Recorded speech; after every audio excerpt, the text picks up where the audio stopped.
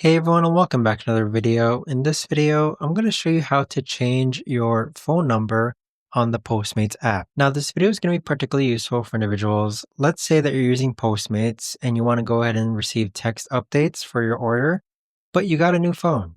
How do you actually go ahead and change your phone number on the Postmates app? Now this video is going to be short, sweet, and simple guys. There's not going to be a lot of steps involved. Now in order to do this, what you're first going to do is log on to Postmates. Next, click on the profile icon on the bottom right-hand corner. Then click on the profile icon on the upper right-hand corner. Next, click on Edit Account, and then from here, click on Personal Info. So this is where you could actually click on phone number and enter your new phone number here. But that right there, guys, is the best and easiest way that I know of to actually go ahead and change your phone number on the Postmates app.